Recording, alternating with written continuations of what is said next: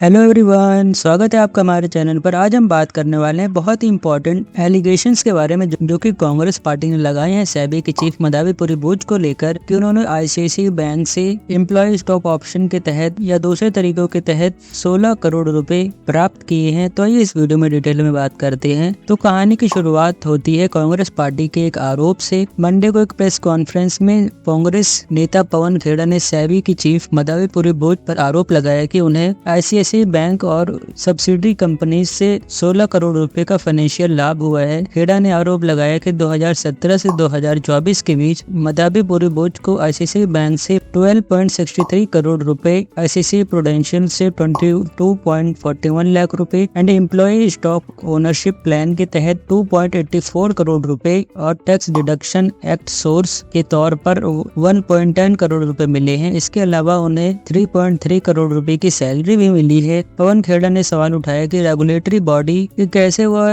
Regulatory body से आय प्राप्त कर सकती है जिसे वह खुद रेगुलेट करती है। उन्होंने कहा जिसमें थोड़ी भी शर्म है वह इस खुलासे के बाद इस्तीफा देने में देरी नहीं करेगा और इसी को लेकर आईसीआईसीआई बैंक ने क्लैरिफिकेशन दिया है। तो कांग्रेस के इन आरोपों के जवाब में आईसीआईसीआई बैंक ने मंडे को एक ऑफिशियल स्टेटमेंट जारी किया है। बैंक या उसकी किसी भी ग्रुप कंपनी ने रिटायरमेंट के बाद मदावी पुरीबोज को ना तो कोई सैलरी और न ही एम्प्लॉय स्टॉक ओनरशिप प्रोग्राम के तहत कोई फंड दिया है। उन्होंने यह भी स्पष्ट किया कि उन्हें केवल रिटायरमेंट बेनिफिट्स ही दिए गए हैं। आईसीआईसीआई बैंक ने अपने बयान में कहा मदावी पुरीबोज को उनके आईसीआईसीआई ग्रुप में एम्प्लॉय के तौर पर सैलरी मिलती थी और रिटायरल बेनिफिट्स, बोनस और ईसॉप के रूप में कंपनसेशन दिया गया है जो कि कंपनी की पॉलिसीज के हिसाब से है। बैंक ने यह भी बताया कि उस समय ईसॉप ग्रांट के नियमों के अनुसार इसमें रिटायर हो चुके एम्प्लॉय भी शामिल हैं। ईसॉप का उपयोग करने का विकल्प होता है जो वेस्टिंग की तारीख से 10 साल की अवधि तक किया जा सकता है। आईसीआईसीआई बैंक ने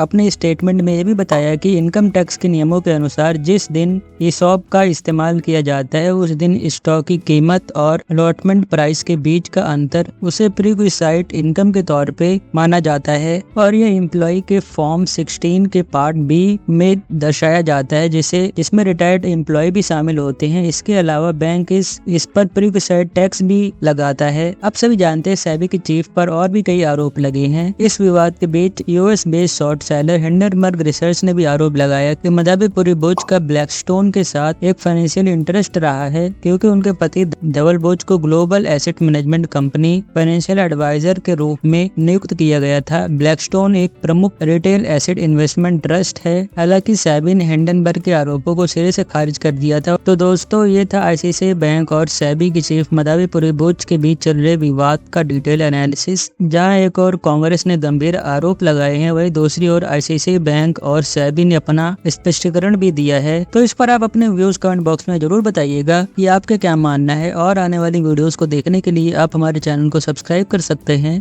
थैंक यू। जय हिंद।